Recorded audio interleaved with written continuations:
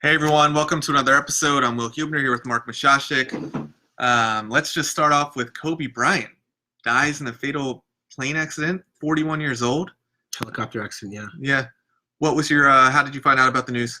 So someone said it at the grocery store. I thought it was a joke, and I got home and I was putting on the Pro Bowl actually, and the Pro Bowl coverage stopped to cover it, and it was a weird feeling for me. I mean, to say you mourn and feel a visceral reaction to any human life, you can, but to someone you don't know, it's weird. It's just I've spent thousands of hours of my life just appreciating and really loving this athlete and transcending athletics, and his passion for basketball and for life, I think, was inspiring to all of us. I had a visceral reaction to this. I really felt like this is a person that I connected with, that had a horrible early end to his life, and the 8 or 9 other victims of the crash. Just really sad day, sad time period for sports lovers, and like I said, he transcends basketball. So for people who follow inspirational people in general. What about you? How'd you find out, and how'd you feel about it? Text from my brother during Maryland basketball game, and it was a really close game. It was a very exciting game. And my brother texted me, "Kobe died?" ? And I didn't think it was a joke. I thought maybe he heard a wrong headline because LeBron just passed his record. So I thought maybe he read a headline of Kobe passed or something like that. Right. And so I looked it up, and there's so many articles on it. Terrible. Hard to think about. It's just even hard to think about. And you just, hearing a lot of his friends and people who were close to him, seeing the work that he was putting forward to this next chapter of his life, this post-basketball, where he was potentially going to do a lot more things beyond basketball to make the world a better place. It hurts it even more. And obviously his relationship with his daughter, that was so beautiful, and seeing her blossom as a person, really sad. And we don't know as much about the other victims, but still just sad for all of them. Sad for everybody. I mean, I can't imagine as a parent being on a plane with your 13-year-old daughter, knowing the plane's going down, you're not going to, I can't even think about it. That's got to be tough. We don't have to talk about the Pro Bowl. There's not much to talk about there. But watching it, Booger McFarland and the other guy doing it said they couldn't talk about the fact that it was him and his daughter. They started crying, knowing that they were fathers and thinking about their kids of their own. So yeah, really, he's leaving behind 4 other children, 7-month-old, I believe, kids, really and a wife. Terrible, and for all the other families involved, right, too. Yeah, exactly. Everyone lost people. They said Kobe was a frequent flyer on the helicopter. It's kind of his thing. It was his. I believe it was his. Yeah. He owned the helicopter. Yeah.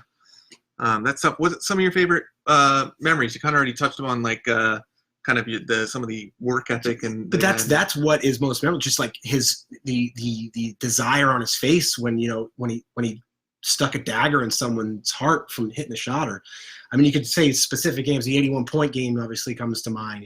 Any of the the postseason accolades. But it's just that it's the Mamba mentality. That's what I respected the most. I think when you hear a lot of athletes, listen to a lot of athlete interviews, and a lot of people will say Kobe Bryant's my favorite player, and they're like, why? It's because his mentality was on a different level. I mean, he came into the league as a great athlete, but he wasn't the first pick overall. He was traded in that draft. What was he, 17th?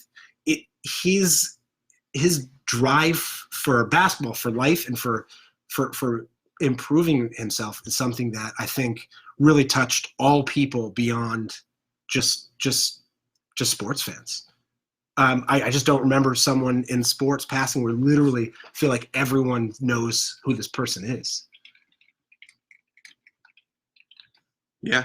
I think it's all about that mentality. What about you? Any be nostalgic here? Any favorite Kobe moments for you? I think there's just a lot of stories you hear about Kobe. I mean, in general, he's probably the hardest working athlete. He crafted his game after Michael Jordan. He practiced those same moves over and over and over and over again. I mean, you could YouTube videos and see the two of them doing identical moves. You could just tell how much he studied the game. He's crafty, very athletic. But like you said, he's not the number 1 overall pick. There's more athletic guys in the league than him, but it's so tough to stop. I remember it was an article I was reading, or somebody in the Players Tribune was talking about how they were playing really well and they got up and went to practice, and they wanted to get in 500 shots before anybody else got in the gym. And they show up, and Kobe's already there. And Kobe's like already. I think it was sweat. Jason. I think it was Jason Williams. Yeah, Jason Williams. That's right. And Kobe's already in the set. He's taking game time shots. He's not just messing around. And so Jason Williams, puts on his shoes, goes out, practices for like an hour and a half.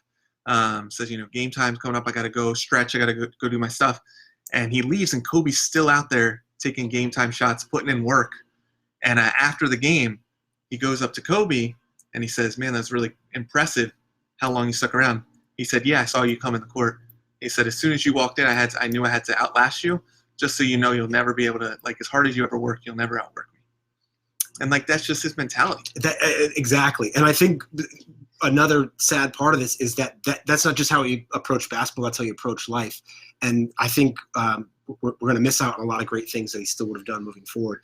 But out of all the people he touched, I'm looking forward to a lot of the, stories like that I don't think he, as much as he was, that I want the ball, I don't think he was out there as a hubris person to say, like, I want great stories to be written about me. He just wanted to be great. And I think he kept a lot of stuff off the record. So I think there'll be a lot more stories like that are off the record that we'll get to hear about Kobe and that we can learn from. Well, but it's beyond basketball. Leader, like hearing how much he studied and wanted to be a good leader and studying leadership. That is profound. It wasn't just basketball. Yeah, I think it was Shaq's son came out and said that he received a text like that same day that the plane went down, and it was helicopter, and they're just saying, he said, like, you good. And I guess Shaq's son recently transferred schools. There's kind of a lot of publicity on it, and he was just checking in to make sure he's doing all right. I think that's just kind of the person Kobe was. I think, a lot of people think he's very arrogant or cocky, but I think that's just kind of his self-confidence that he has in himself. And I feel like, he can get construed the wrong way in the game, but I think at the end of the day, he's one of the hardest working players we have, and he kind of changed the game for everybody else. The respect for that. And I think that comes forward. It's just the most respect that he would get were from his colleagues and other athletes. Like when you hear these interviews, everyone respects Kobe, because how can you not respect someone who wants to make his peers better and to always push the envelope? Yeah. Bummer day, bummer week, bummer time in basketball. Hall of Fame next year for Kobe. He's already. That's going to be sad too. I mean, it's going to be tough. There's going to be a shrine at the Staples Center, I'm sure. Oh yeah. Among his numbers already retired up there. It's in the rafters. Right. I mean, there's no question about it. Among the greatest players to ever play the game of basketball. You don't throw that around. You don't just say that because you want to say it because someone just passed away. Legitimately among the greatest basketball players of all time. Yeah. No, it's incredible. Let's maybe move on to something a little bit lighter. Little bit lighter topics, sure. So let's talk about the MLB Hall of Fame. Sure. So we got Derek Jeter. I know you wanted to talk about he wasn't unanimous, one vote off. Yeah, what's up with that? So I'll go on my grinds my gears rant for the day. From a Red Sox fan. From a Red Sox fan. From a legit Red Sox fan. From a Red Sox fan who will go on record to say the way I was raised, and this is where I'm from, is that we would rather see the Yankees lose than the Red Sox win. It's a better feeling for us. This is ridiculous. Derek Jeter he's Mr. Baseball. Who didn't vote? I think the process by which we do the Hall of Fame is wrong, and of course he still gets it. But the fact that someone's allowed to say that they have the accreditation to vote for the Hall of Fame, and they don't think Derek Jeter should be in the Hall of Fame. Like, I feel like we should have this information. Like, you should have to post who you didn't vote for, and you should have to stand for the reason you didn't vote for him. I want to know why I didn't vote for Derek Jeter. We don't know who he is. They protect him. But can you rationalize any reason? I mean, I just see the only thing I can think of is personal vendetta. Is Jeter maybe didn't give him an interview or something once. The media, did we look this up? What do they call a certain level of accredited media gets to vote for the Hall of Fame. Right. Yep. So I mean, I think we should change the process, and I have a solution for it. What's your solution? I think that I should just pick. Just a one-man decider. I think I would be honest, just, true, and fair. I think it would be every single Red Sox ever play. First one you put Come in is on. Manny Ramirez. Nomar. Yeah. No, I'm kidding. The other guy, Walker. Larry Walker gets in. Yep. If we're going to do a grind my gear segment on anything, it's going to be Larry Walker. Give it to me. So you get 10 years to be eligible, be on the Hall of Fame ballot, right? Yeah. So he doesn't get in year after year after year after year. His numbers like gradually increase. Mm-hmm. 10th year, last one on there. Oh, it's his last time on the ballot. Let's put him in there. It gets 76% of the votes. It's ridiculous. I don't think your stats don't change. Your ability as a player don't change over the years Right. for you to all of a sudden get more and more votes. So would you say that it grinds your gears that Larry Walker is not a caliber of player you should be in there, or you just think the process itself is just silly? It's just like I almost call it a charade. It's just silly. Yeah, I don't like the process. I mean, I was looking up. There was an article on ESPN about the winners and losers from this MLB Hall of Fame ballot, and somebody like let's go Scott Rowland. Mm-hmm. This was one, right? So Scott Rowland, great player. So he took a big leap from 17.2% of the votes to 35.3%. Mm-hmm. So he's nowhere close. You got to get to 75% to get in. Somebody that gets 17% of the votes in any year should not get into the Hall of Fame. Well, that is so far off. Why would you go from 17 to 35 to 50 to 7? You're doing semantics on numbers, and I agree with you on them. But I would say the process starts with who are the people that are voting. Scott Rowland would be a fence guy for me, to be honest, and he'd be a true fence guy. I probably wouldn't vote for him. That would say that I don't know if he would get in. But regardless of whether you're at 17 or you're at 90, if it's changing every year, what's changing a writer's opinion the year after? That's what I want to say. There shouldn't be drastic jumps in the amount of percentage points of people voting. I don't think there's anything wrong with the player. I think the problem is with the process. Like, why are you changing your mind? It's almost like it's like a power trip for these accredited writers to say, well, we've got the power. You had the power while you were playing. Now we've got the control over you to decide whether you get the ultimate accolade in the end. And we're going to say, oh, well, I go to the football ones. Terrell Owens wasn't nice to the media, so he's not a first ballot Hall of Famer. He's third all time in receiving yards, third all time in touchdowns, something like third all time. Like he's got better numbers than 90% of the receivers why don't you vote for him? It's a personal vendetta. It's wrong. I would say if we had to move, I joke about myself. I really do think I would do a better process, and I would try to be just and fair, better than the media. But I think maybe we should just have Hall of Famers vote on Hall of Famers. If you're in the Hall of Fame, whoever's alive and in the Hall of Fame, they vote, and we do 75% out of that. I think that because there's less of a reason for a personal vendetta. If you did it that way, I guarantee you Derek Jeter would get in. I think Hall of Famer Red Sox would be voting for Derek Jeter. Well, it's tough. I mean, because like a guy like who'd you just talk about? Terrell Owens, and even like a guy like Barry Bonds.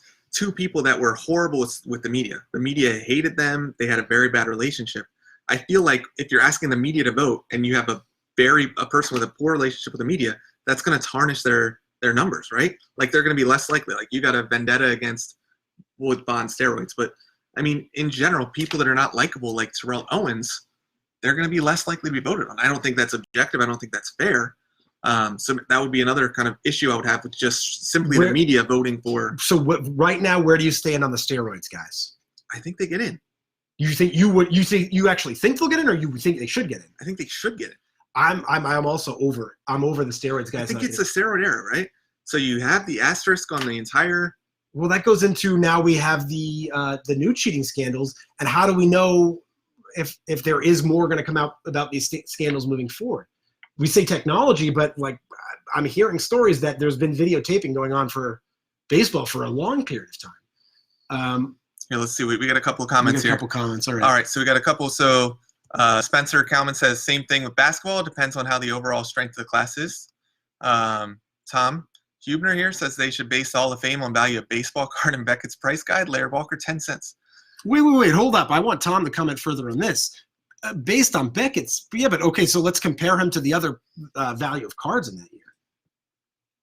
Well, that goes back to Spencer's comment about the strength of the class. And yes, I guess the knock on Beckett's is that a lot of the values are going to be driven by the popularity of the team. So all Yankees cards are worth more than all Rockies cards. That's skewed. I want to give the guys who just didn't play in a major market some credit too. But maybe playing in Colorado is a offensive advantage as well. Something we've talked about in the past. Yeah. Because that Larry Walker is a hard one to rank for me because we get the Colorado numbers. I just feel like the Hall of Fame should mean something. You should be like the greatest player in your time at that position. Not greatest player, but at your position. Yeah, but you could have two great players from the same position, and if there's one A and one B, I don't think you should. Like this goes to Spencer. Then writes a comment: Ben Wallace, Chauncey Billups, Shawn Marion, Hall of Famers? ? I would say no. Why? Because they're not the best player. Ben Wallace, very good defensive player for a few years, not a great career. Best shot blocker of his era. Debatable. For a few years, you got no longevity. Chauncey Billups had some longevity, good player. I don't think he's a Hall of Famer. Shawn Marion, very athletic, good role player. I think we need to revisit some of these questions with what we think on objective data. What matters, longevity or overall skill? How do you factor these things in? But can you be a Hall of Famer? Say Lamar Jackson. Say he has a terrible season-ending injury, career-ending injury next year, preseason. Does his one season alone, how he changed the game of football and won all these awards, does he get in the Hall of Fame? I think you have to have a career, right? You have to have a long... It depends on position. Terrell Davis is a guy that's in, and I think, how many good years? 2, 3? He's in? Yeah, Terrell Davis is in. Do you agree with that? Or I think you got to measure it. I got to look at the numbers too. I could be shortchanging him a little bit, but it depends on the position. I mean, how great can you be of a running back for how great can you be a quarterback for? But and there is just the eye factor too. Like, does you feel like this guy should be a Hall of Famer? Can I go on my other rant about this? The main reason I'm angry about Hall of Fame voting is that it is just an offensive accolade. Defense is not rewarded into the Hall of Fame. And I'm not saying defense is the most important part of baseball. Maybe it is. But Omar Vizquel, I can argue, is the greatest defensive player in the history of it. He's probably the greatest defensive shortstop, which I could argue is the most difficult position to play in baseball. And he dominated, and he did it for 3 decades. I can't believe. To me, I think it's a travesty that Omar Vizquel isn't in. He's at 52% right now. They're saying over the next 7 years they project to get to 75%. It's ridiculous. Why are we gonna wait 7 years for Omar? The only two guys got to wait for certain people to vote for him. I think that's the way it works. If you vote for him 1 year, that counts. He's already got your vote. But he's got to get other people's votes. So even if you don't vote for him next year, you don't have to because you already voted for him. Really? So yeah. That's interesting. Anyway, Ozzie Smith is in, and you could argue like Ozzie Smith and Omar are pretty equal on defensive talent. Probably among, I would say, we could give him a tie for best defensive shortstops of all time. But Omar's offensive stats are the same. As people think of him as a bad offensive player. He's not bad. It's just he played like 100 years, right? It's like, like 200 years old. I think it was 112 years he played. 1989 to 2012. He was playing not that long ago, 2012. 60 games. Yeah, he's pretty impressive. What's his career batting average? Career batting 272. Average? I think Ozzie Smith is 268. Yeah, 272. Yeah, somebody. If you don't think Omar Vizquel should be in the Hall of Fame, YouTube double play highlights Omar Vizquel and watch that and say like, this guy doesn't really have the Hall of Fame feel for him. You're wrong. Well, yeah, it almost seems like the newer game is all about making like highlight plays and dives and all that stuff. I mean, he was just maybe one of the most fundamental players there is. Like a ball's hit anywhere in the vicinity of shortstop, he's going to make. But electric plays too. He was throwing the ball with his glove and catching the ball with his hand half the time. Like doing unconventional, amazing things. I wish they had a tracker. Maybe some of our listeners can see if they know about this. I wish that web gems. I wish they had a tracker of how many web gems you had. Like make that a stat. See, who votes on that though? some ESPN writer, right? But still, you got to give some. Should we get you to vote on all that too? You determine every night the top 10. I don't have web gym. I have Hall of Fame time. I don't have web gym time. Okay, that's where you draw the line. But I don't want to miss the steroid guys. You say you're over this. I say Bonds gets in, McGuire gets in, Sosa gets in. I think a lot of these guys, a lot of the steroid guys that aren't in are. Is Canseco in? He's not in, right? No. I say he should get in. Canseco's not allowed into a major league stadium. That's the definition of blackballed from baseball. I'm not saying that was not deserved. I don't really have a strong opinion one or another. I mean, he whistleblowed. That does not affect your Hall of Fame status to me. I don't know. Like it shouldn't. I think a lot of the guys who don't get in that are steroid users are also guys that are just hated. Clemens, Bonds, Manny. Did Manny tested positive with the dog?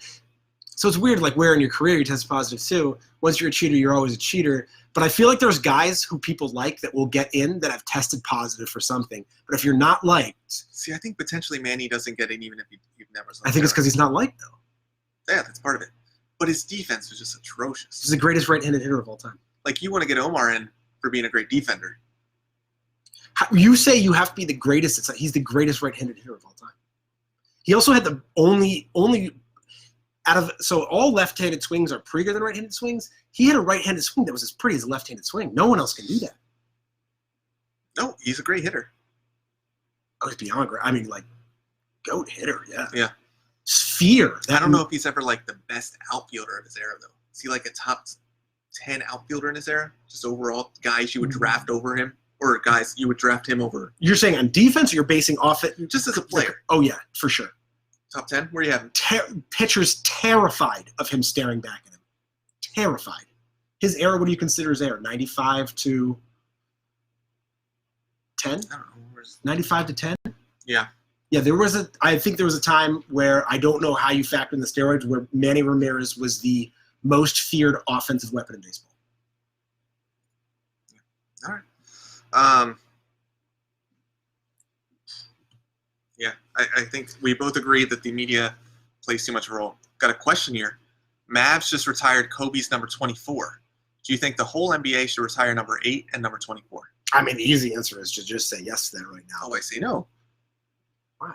Because you didn't – like, LeBron still has number 23. I think if you're going to start with retiring anybody's number, you're going to go with the greatest of all time, Michael Jordan. Did MLB retire Roberto Clemente's?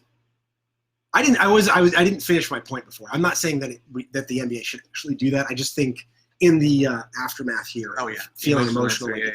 It's the emotional answer. Yeah. But Clemente's number's not retired, right? I do not know.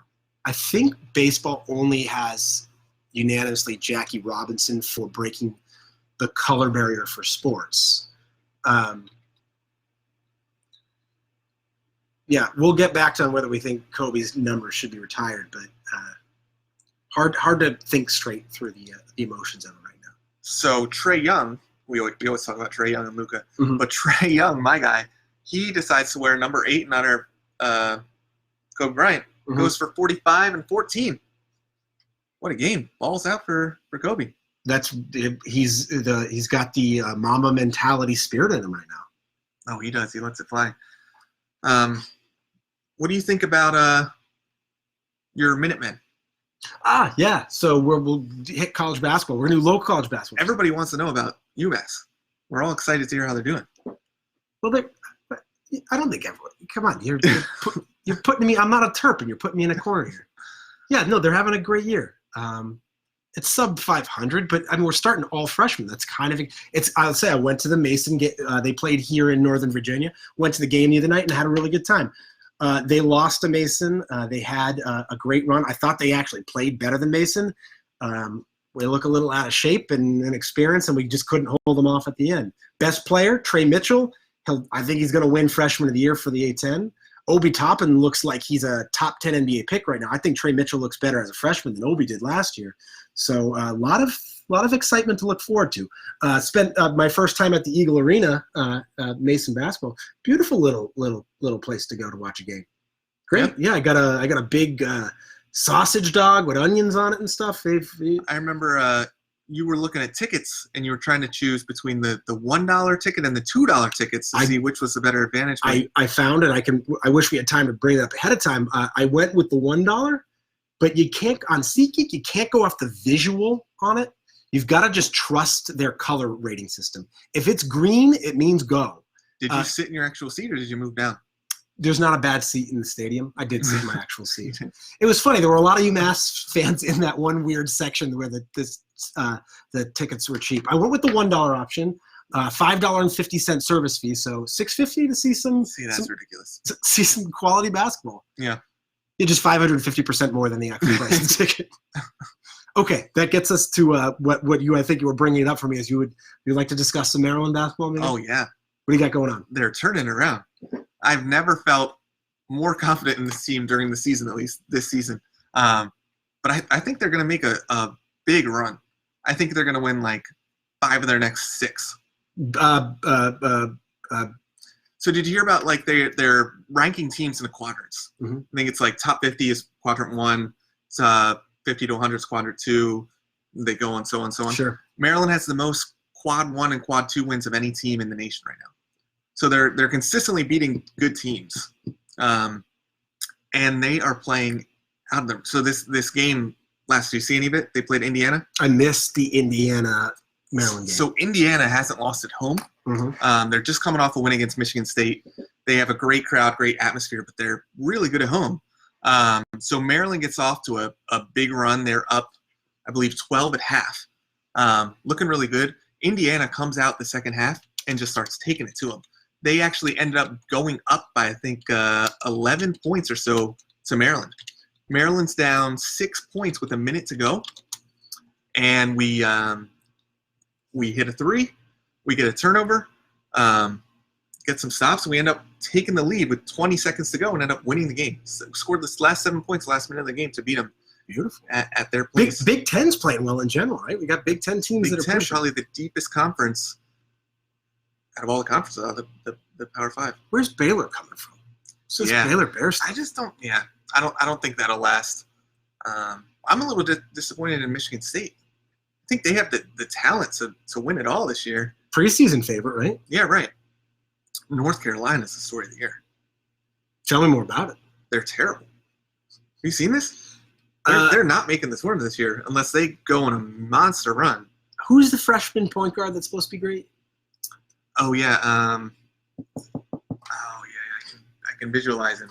So you stay definitely more on the college basketball season, but I follow the draft season coming up. He's still projected as Cole Anthony is still projected to definitely be a top 5 pick. He's a stud. I don't think doesn't matter. Wins and losses don't matter in college. Yeah, I think actually having high draft picks usually equal an inverse correlation with winning in basketball. Say that again. The inverse correlation. A lot of teams with very, very high draft picks mean that teams probably young and inexperienced and don't play that well. I mean, I still kind of feel this way, but I feel like if you're going to be the number 1 pick overall, like your team in college should be good. If you're the best college player, how can your team, like Markel Fultz, Washington had a losing record. Exactly, but the NBA doesn't draft on the best players. They draft on the potential for talent.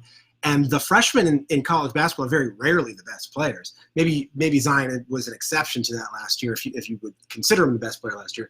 But yeah, they're drafting on talent, and this is going to just be more extreme in the following year when they're going back to removing the one and done system. We're going to see the high school jump again, which will maybe increase the quality of college basketball. But we'll see. We're going to see the top athletes in the country be removed from the sport. Jalen Smith. Terps big guy, Sticks, he is shooting 40% from 3 this year. Really? And which is, if you're looking at an NBA scouts looking at this guy, he can shoot the ball. It's proven that he can shoot the ball. He's incredible free throw shooter. He's got great touch. He's still on the smaller side. I mean, he can get pushed around, but he is making huge strides. I think he's going to be a lottery pick.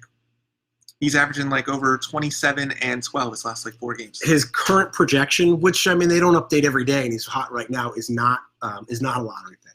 He's around that top 20 pick right now. Another comment from Spencer, thoughts on LaMelo Ball being projected number 1 overall. Any feeling on that? I mean, just the whole Ball incident. I'm not rooting for him by any means. You think he's the best Ball brother? I don't know. I haven't seen enough of him. I think Lonzo's really good. I don't know. I think Lonzo is just given so much. People kind of just take away his great athletic ability because of his dad. I think his dad overshadowed his whole. I agree. I think their father doesn't give them a lot of help in the public eye. I don't think LaMelo will be drafted first overall. I think measuring his competition compared to measuring other people's competition is very difficult. I think it would be cool to see him get drafted by the Pelicans, though. That would be cool. They must get along, right? I think he projects as a better shooting guard in the NBA than he does point guard. Yeah. So I think to put Lonzo at the 1 and him at the 2 would be really cool to see. Two brothers. Lonzo's defense is a lot better than. I mean, you just don't get credit for defense that much in the NBA. But Lonzo's defense and passing ability, I think Lonzo could be an all-star. It's not going to happen on the Pelicans. But I maybe think if LaMelo helps him out, maybe. Yeah. So hard to grade LaMelo. Hard to grade people. Zion's back. Yeah, that was fun, right? 17 straight. Yeah. I'm 4 threes. 4 for 4 impressed for yet. threes. Yeah, I'm concerned about how he's moving. I'm assuming that his knee is fine, and what I saw was anxiety-based, but there was some very abnormal motions in the way he was landing and running. Like, he looked tentative. Like, I actually would almost refer to it as a little bit of a limp I saw at one point. But I would assume it's, young kid knee surgery. Maybe he's just being very tentative on it. But I think looked at a shape too. But I mean, I think we're going to see him get shut down for the rest of the year. At some point this year, I don't see him finishing the regular season due to them being just so far out of any potential. And I think we're going to see some more injuries the rest of the year. They might be minor, okay. But I think we're going to see some more ankle and knee issues. Okay, I can't agree or disagree. We got to get to Super Bowl talk. What's your prediction? What's the line? Do we know the line? Go, give me your prediction. I'm going 49ers, and I will say 49ers by 4. With I think the game comes down to Patrick Mahomes needing to score a touchdown to end the game. They just don't have enough time. The defense holds up for the 49ers. You got 49ers by 4. Line is Kansas City a -1. So. Oh. You thought San Francisco would be in favor on the line? I thought they'd be a little bit of favorites. I wonder what it started at and where maybe that's where it is now. I don't know. I don't know. Yeah, I don't know what it is. I don't know how to look at that right now. But the Chiefs are the more fun teams to watch, I think. Right? Oh, like well, Patrick no, Mahomes. If you look at kind of I think who's both, the more exciting team, it's the Chiefs for sure. Well, yeah. Well, I think that's why people are rooting for. But I wouldn't. You can't give San Francisco non-credit to say that San Francisco isn't exciting to watch. What's dangerous about San Francisco right now is that we haven't seen them. They've been winning all year, and they haven't really opened everything up. Jimmy G does not have a statistically great season, and he didn't play bad. It's just they haven't had the offense had to go there yet. They run the ball. They run the small ball, use the fullback to move around so he can catch or block.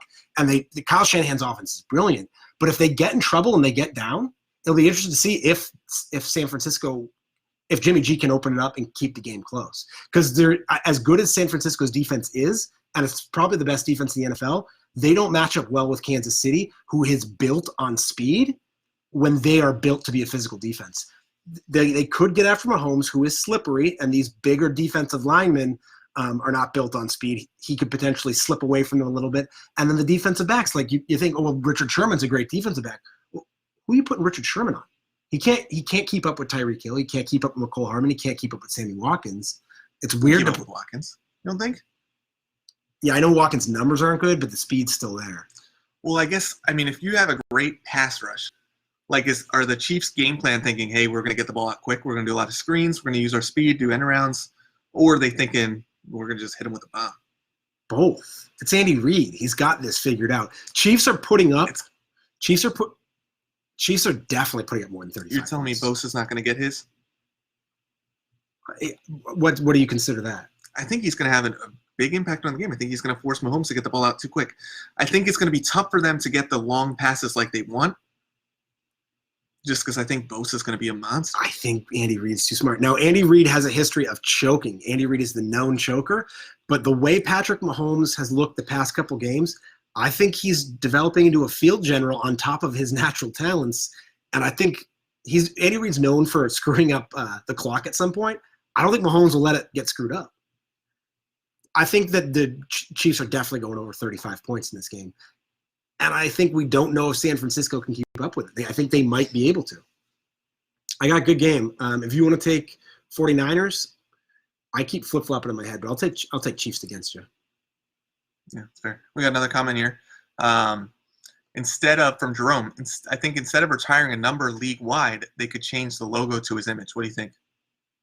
That's tough for me. I think a temporary one I'd be fine with. Oh, yeah, for sure. Just to show respect, I mean. But for a full-time one, I don't know. I think it's tough. I think it's an emotional time right now where there's issues with it, too, because they've wanted to change it to Jordan's Air Jordan logo before, and that's been shot down a bunch of times. Well, they both have, like, some off-the-court issues, right? Like, Jordan had gambling problem, drinking problem, Kobe accused of rape. I mean, there's things that kind of... Wasn't he exonerated, though? They came to a deal. She was acquitted, or he was acquitted, and she dropped the charge. But yeah, he was never technically found guilty of that. But I think it's just tough to be the image of, like, there's got to be something flawless. Like, the only person that I could see changing anything would be like Ken Griffey Jr. for baseball. Like it's a perfect image. Yeah, there's nothing to tarnish his name or nothing. Oh, you're saying on the angel factor, never. Like Jerry West. Can you think of anything negative about Jerry West? I don't know a ton about him. No. But you can't compare, if you're looking at off the field issues, you can't compare anything pre-internet to post-internet or pre-iPhone cameras to post. Well, the Lakers. So they retired his number. You can't be number 24 for the Lakers right now, correct? When they put your jersey up in the rafters? I think that's correct. Yeah, but they're going to run out of retired numbers for the Lakers and Celtics at some point. Yeah. Like, no, you can be number 23 for any team, but the Bulls, you cannot be number 23 anymore. That number is retired for the Chicago Bulls. Yeah, maybe the Wizards. I don't know. We'll email into Mark and Sports HSO with more ideas of how the NBA could commemorate Kobe. Yeah. Does this now give the Lakers, or people now rooting for this, gives that Lakers that kind of edge in terms of extra motivation for them to win it all this year? They're playing for Kobe. Yeah, I think they're already going to win it, personally. I think it definitely makes them have a white hat, for sure. But being involved with sports, my history, trying to win it for someone, I don't think always motivates people in the right way to do it. So I don't know if that's the ultimate goal. But I definitely think it puts it in. I think a lot of people are going to be rooting for the Lakers who may have not been rooting for the Lakers because they play the Clippers this week. Okay.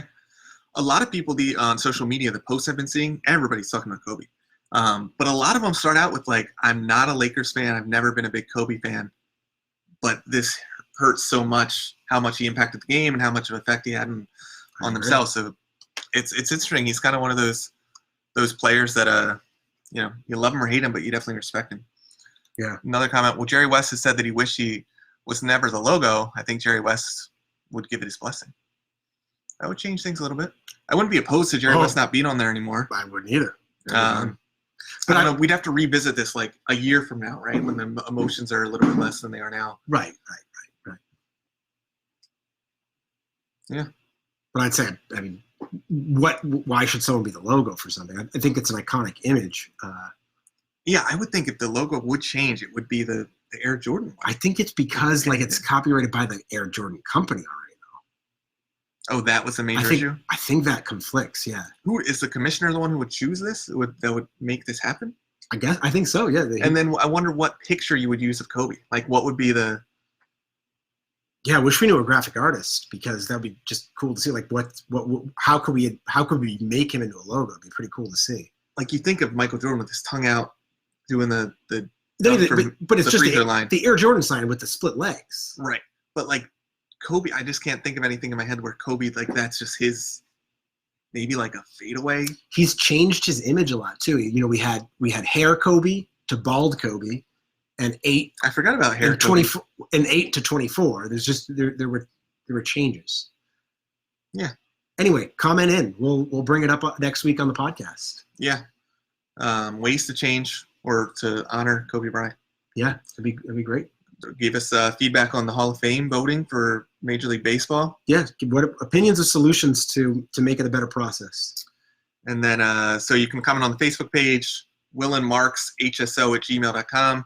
We're looking for more physical therapy questions. So anybody who's got any issues or ailments or just wants to know something health related, let us know. We'll talk about it. Free advice. We charge a lot of money for this stuff. You're getting it for free on Will and Mark's HSO. So send them in. More physical therapy to come up a lot to cover in sports right now. Yeah. Okay. All right. We are over and out. Over and out.